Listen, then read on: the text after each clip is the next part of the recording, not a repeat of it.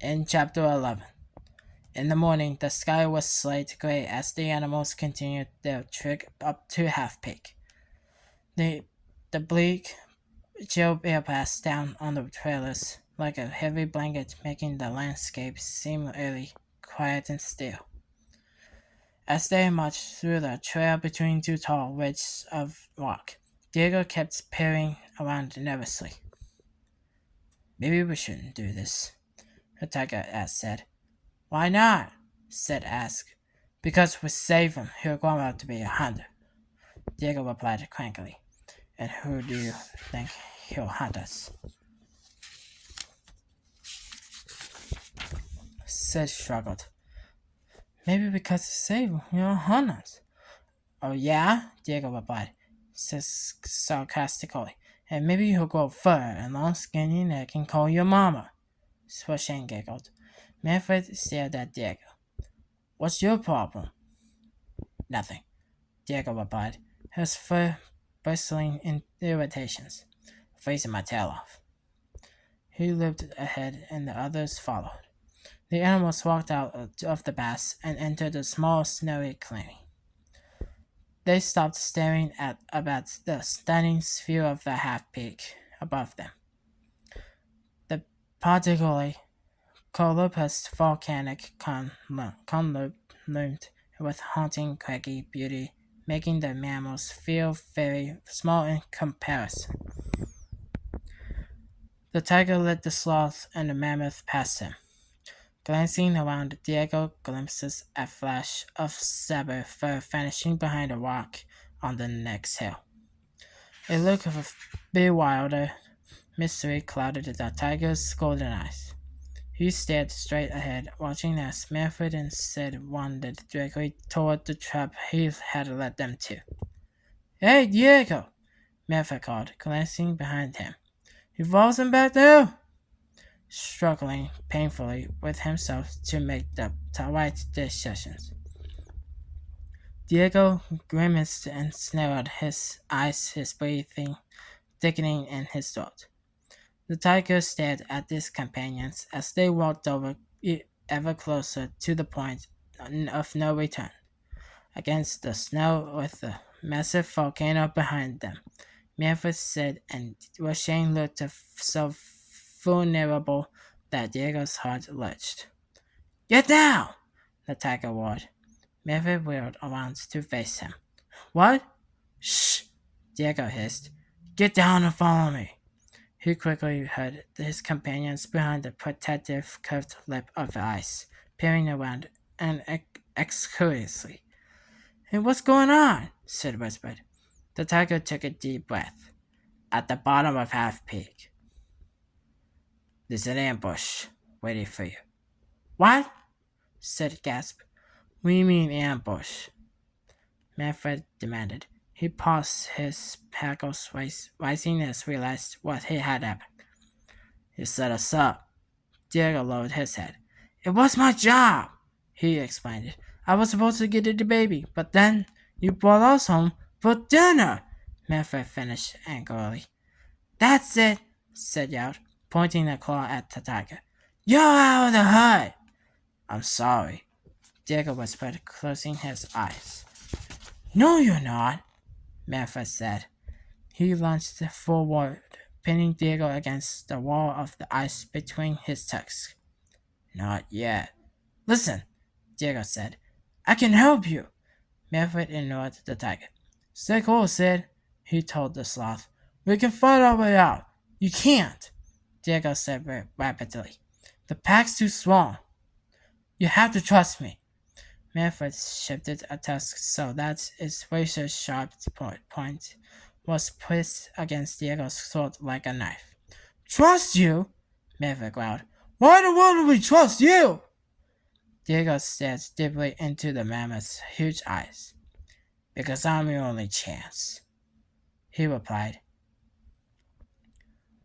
Up at the pinnacle of Half Peak, the pack of saber-toothed tigers were crouched between twisted lava towers, twitching their tails in anticipation. As they spotted an approaching animal, they tensed, ready to pounce. Diego trots over to them, his golden eyes glowing in the morning light. Hello, ladies, he greeted the other tigers. Hey, look who decided to show up. Oscar called up a Noxaxcos. Diego glanced at Oscar silently as Soto slunk out of the shadow. Diego, Soto growled. I was beginning to worry about you. No need to worry, Diego replied. In about 2 minutes, she'll be satisfying her taste for revenge. Is it alive? Soto demanded. Diego nodded. And kicking. Soto licked his lips. Very nice, he murmured. And the clearing below the tigers Sid waddled into the open. The sloth carried washing in the fur blanket with the baby toggled deeply in its warm folds. Sid glanced around warily as he marched across the snow. Zeke peered around the lava formation he was hiding behind. I see the sloth! He whimpered, whistling with insane excitement. And it's got the baby! Soto growled at him. Don't give away a potential you see, mammoth, he ordered sincerely. He won't happen surprised. As Zeke watched the sloth progress across the clearing, he began to hyperventilate, desperately eager to pounce. Diego put his mouth up to the crazy tiger's ears. You want more something, he whispered. Don't you, Zeke? Zeke stuffed his own paw into his mouth, sifting his impatient whimpering. Yeah, I want more, he groaned. Diego glanced over at the other tigers. They weren't paying attention, all completely focused on Sid. He waited a moment for the sloth to reach the halfway point across the clearing. Then he leaned down to seek ears again. Then what are you waiting for? Now, Zeke, he whispered uncertainly. Get him. Zeke bolted out from behind the lava tower, rushing towards Sid. The other tigers bounded out from their hiding place too. No! Soto howled in fury. I said wait for the mammoth! The tigers stopped and turned back, confused, but it was too late. Their positions had already been relieved, losing the advantage of surprise. Forget it, Soto roared. Get the baby! Sid let out a shriek as the pack of tigers galloped toward them. He jumped off above the layer of snow that had been covering his feet. He was wearing wooden skis. Instantly, Sid launched himself down a steep slope, zipping across the snow. He whisked on the skis, keeping just ahead of the tigers chasing behind him. With a bump, Sid zoomed up a small hill that acted like a ramp. He soared into the air, crunching rushing to his chest. After a second, Sid landed again with a jarring thump and almost lost his balance. But he had managed to regain control and kept sliding ahead of the tigers. Then he bashed into the hidden rock, losing one ski. Sid continued to zip forward, performing amazing snowboarding moves on his single ski. When he had gained some distance, Sid relaxed a little. He turned his head and made a goofy face at the tigers while performing a fancy ski move, sipping along in one paw. Nah, the sloth taunted the tigers chasing him. Nah! Then Sid lost his balance again. He stumbled, toppling into the air, and losing his last ski. The fur-wrapped baby flew out of Sid's arms and skied over the ice.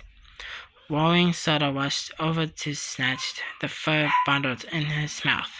The blanket fell open, and lumps of crumbling snow and the ice tumbled out of it. Instead of rushing, Soto found a snow baby, complete, with little eyes, a nose, and a smile. Soto smashed the snow baby apart, hollowing with rage. Sid landed near a formation of crumbling, bare rock. He hopped to his feet and turned to face the tigers. "Sorry, fellas," he called to them, waving cheerfully. "He got a little cold. Get him!" Soto screamed. Oscar and Lenny bolted towards Sid and Snarly. Sid hurried around the pile of rocks. When Oscar and Lenny pounced around the corner, they stopped short, gazing up at the huge mammoth waiting for them. Manfred held a large spike of lava in his tusk. He brandished it like a baseball bat. "Surprise!" He swung the spike, whacking both tigers at once. The spikes shattered as the tigers were bashed off the ledge. On the other side of the boulder stack, Sid waddled off the path, trying to escape along the rocky trail. Zeke spotted the sloth and smiled evilly. The tiger slunk after the sloth, drooling. Meanwhile, Diego rushed over to Manfred, and they both peered at the unconscious bodies of Oscar and Lenny in the snow below them. "Okay, follow me," Diego told the mammoth. "We'll get to Sid and get out of here while we can." Then Soto slunk around the corner of the boulder pile, of his eyes blazing fiercely. "Come on, Diego," Soto hissed. "Let's bring this mammoth down." Sid strode farther away, following a rough path between huge boulders. The sloth stopped beside another pile of volcanic stones. He reached into a hollow depressions in one of the rocks and pulled Rashane out of his hiding spot. Behind him, Zeke's wild eyes lit up with delight when he saw the baby. He hunted down, ready to pounce. Sid stiffened, seizing the tiger's presence. He ducked, screaming, and Zeke leaped over his head. The tiger missed, slit complete. He soared, heading headfirst into the hollow where Rashane had been hiding. Zeke tried to yank his head free, but it was stuck tight in the narrow space. With a chair, Sid began to hop up and down on Zeke's web, wedging him further into the hole. "Survival of the fittest," Sid exclaimed. "I don't think so." He and Rashane gave each other a high five. Diego snarled as he faced off against Soto, standing between the leader of the Tigers and Manfred.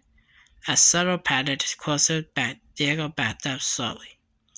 A look of confusion flickered on Soto's fierce face. "What are you doing?"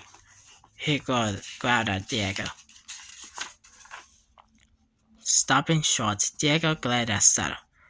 "Leave the mammoth alone," he hissed. Behind Manfred, Lenny and Oscar woke up from their fall and climbed up back over the ledge. When Soto saw that the two members of his pack were conscious, he smiled, then focused his attention back on Diego.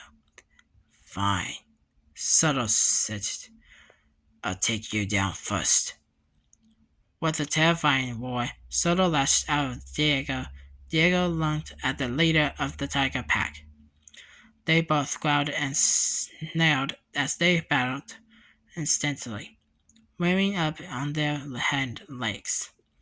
The tigers locked their claws around each other's shoulders, struggling for the upper hand in the vicious fight. While Diego was busy battering, Soto, Manfred trumpeted exclusively as Lenny and Oscar swept with their sharp claws, backing him up against the rock wall. Soto roared again. With a vicious whack of his paw, he bashed Diego backward. Shaking off the painful blow, Diego charged, but Soto smacked him again, sending him reeling into the snow. Diego collapsed on his side and lay still on the ground. With a smile, Soto turned back toward the mammoth. He paced closer to Manfred, patting between Lenny and Oscar, dwelled at the fear of them on the mammoth's face. Behind him, Diego raised his head. He struggled to climb back to his paws. Subtle Lenny and Oscar slowly advanced on Manfred. Manfred glanced around. There was no escape. There's no way to escape. Subtle grinned, his eyes blazing with menace. He lowered his head and pounced at Manfred, ready to finish him off. Leaping in front of the mammoth, Diego intercepted Subtle's attack. One of the Subtle's razor-sharp sabers sliced into Diego's gut. Diego roared in pain as he collapsed at Manfred's feet. "You've asked for it!" Subtle screeched. He reached back at the gleaming claw to finish Diego off. Nearby, Shane cried out when he saw that Diego was hurt. Subtle paused, distracted by the baby's cry. He peered around until he spotted Sid not far away, holding Shane in his arms. Manfred released his trunk out violently at Subtle, ripping him off Diego. Hollowing, Subtle shot up into the air and whacking into another section of the rocky wall. He landed on his back, dazed by the blow. A frozen overhang curled above his head, its sharp icicles swinging like a wind chimes. The icicles broke off and plummeted down, racing toward the leader of the saber-toothed tigers. Manfred and Sid turned away. Sid covered Roshan's eyes, shielding them from the gruesome sight.